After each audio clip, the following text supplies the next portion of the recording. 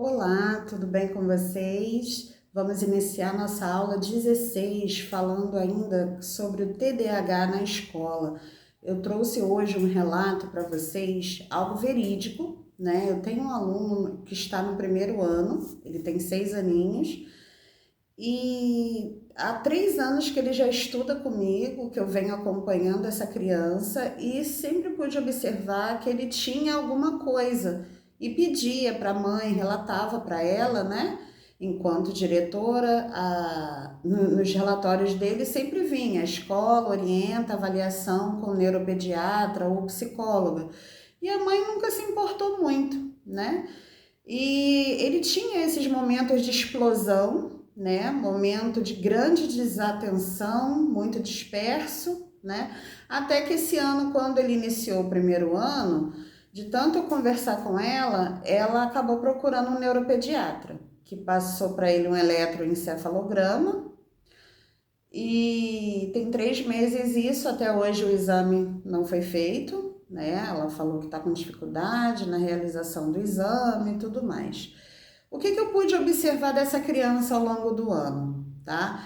Ele fica muito frustrado, né? Ele bate muito na cabeça, ele soca a cabeça, soca a mesa, pega os 2 lápis, fica batendo como se fosse uma bateria o tempo todo.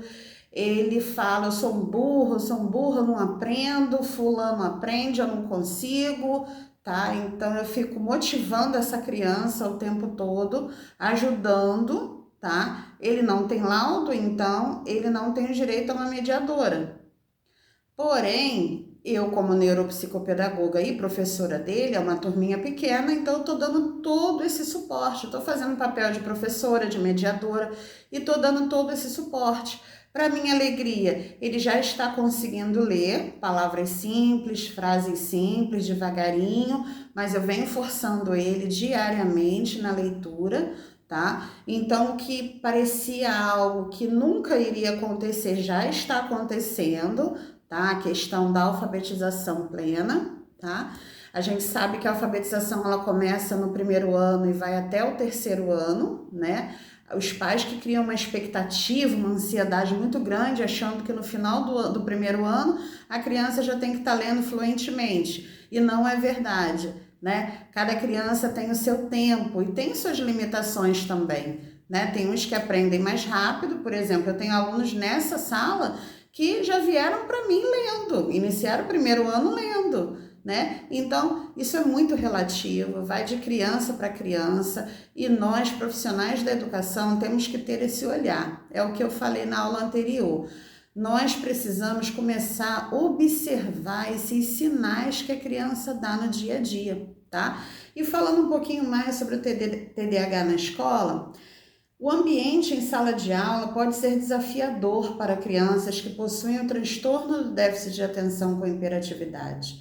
Elas têm dificuldade para ficarem paradas, escutar silenciosamente e concentrar-se, o que torna o aprendizado mais difícil, pois estas são posturas exigidas em período integral dentro das escolas.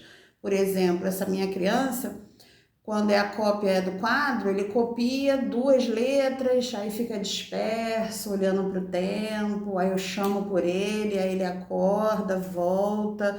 Ele demora pelo menos uns 40 minutos para copiar um cabeçalho do quadro, para vocês terem uma ideia, tá? Então, assim, a cópia do quadro, para ele, é algo desesperador, é muito desafiante, tá? Para ele, a pior coisa que existe na escola é copiar do quadro. E eu temo muito por essa criança no ano que vem. Ele vai para o segundo ano, como nós aqui na escola não temos o segundo ano, é só até o primeiro. E aí, se ele for para uma escola particular, ele não tem laudo, não vai ter mediadora. Contudo, na maioria das escolas, as turmas é quase 20 alunos, escolas particulares, né? E sem mediadora, como essa professora vai conseguir dar essa atenção eficaz para essa criança? E se for para a escola pública, que é cópia de quadro o tempo todo, né? Muito barulho, né? Um barulho realmente muito excessivo, muitos alunos, né? E a professora tem que às vezes se desdobrar com 30 alunos ou até mais, tá? Então, assim, eu temo por ele ano que vem, né? Como que essa criança vai estar? Então, a necessidade da família realmente correr atrás de um laudo é muito grande, porque a família vai poder lutar pelos direitos dessa criança, em ele ter uma mediadora, né? Então, assim, eu faço a minha parte como educadora, oriento as famílias, faço tudo pelo meu aluno, né? Mas eu sozinha não posso ajudar completamente, né? Então, assim, que pelo menos tenhamos esse olhar, nós profissionais da educação, que tenhamos esse olhar, essa empatia, né, em poder ajudar essas crianças. O que está ao alcance dos pais é ajudar os filhos a lidar com suas limitações, para que possam cumprir os desafios da escola, equipar a criança com estratégias de aprendizado que ela possa levar para a sala de aula e falar com os professores sobre a melhor forma de educar a criança. São apenas algumas das dicas para tornar essa fase menos incômoda para os pequenos.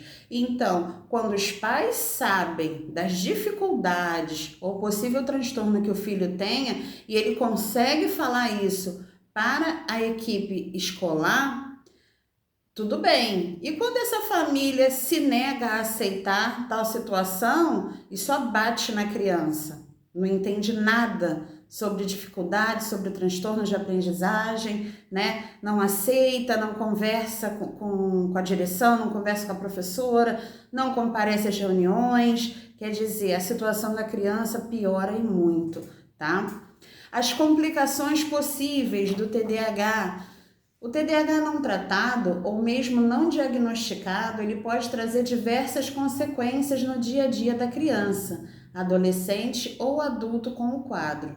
Pessoas não diagnosticadas não receberão tratamento e certamente continuarão sendo rotuladas de preguiçosas e malcriadas, quando na verdade o que elas apresentam é um comportamento biologicamente determinado, com um amadurecimento em regiões do cérebro, que é diferente daquele apresentado por indivíduos sem o transtorno, tá? Então, o que acontece nessa fase é que o córtex pré-frontal, essa região aqui, na criança até 7 anos, ela ainda não está bem desenvolvida. Então, a gente precisa regular, a gente faz isso através da terapia, precisa regular as emoções da criança para ela sim poder aprender a lidar com esses desafios do dia a dia e desafios que o próprio TDAH traz na vida dela, tá? Então, nós vamos ficar por aqui. Na próxima aula, nós já vamos falar sobre um outro transtorno do neurodesenvolvimento, que é a deficiência